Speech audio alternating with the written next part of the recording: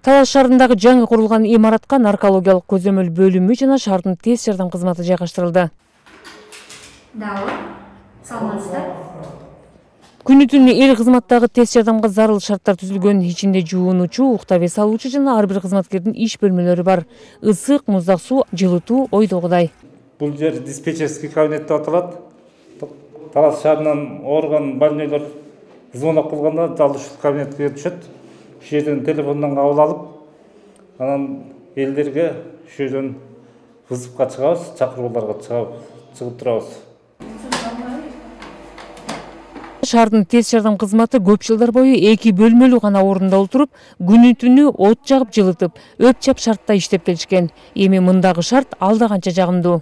Мурда эски зданиябыз печка менен кышында жылытчык, жылытуу системасы ошондой болчу да, эски, илгерки болчу. Салыштырмалуу бул здание абдан кенен, ар бир комната бөлүнгөн, индивидуальный болуп, бул жерде жылуу системасы, отопление системасы бүттүгү ыңгайлуу.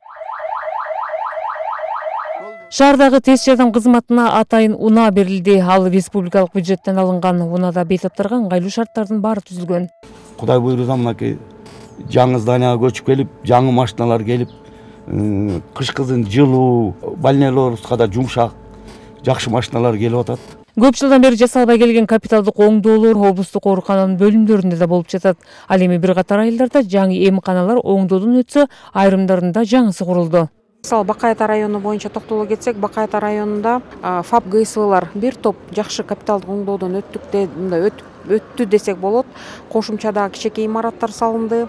Анан кийин Талас облустук биргелешкен ооруканада оңдоп түзөө иштери дагы мындай өттү. Томография, УЗИ сыяктуу заманбап жабдыктар быйыл облустук оорукана, эмканаларга алынып келинди. Белгилей кетсек, облустагы оорукана, эмканалардын абалын жакшыртууга мамлекеттик казынадан каражаттар бөлүнгөн. Ошондой эле жергиликтүү фонддордун колдоосу болуп турат. Салика Садиева, Элхан Арсланбеков, Ала Тоо 24, Талас облусу.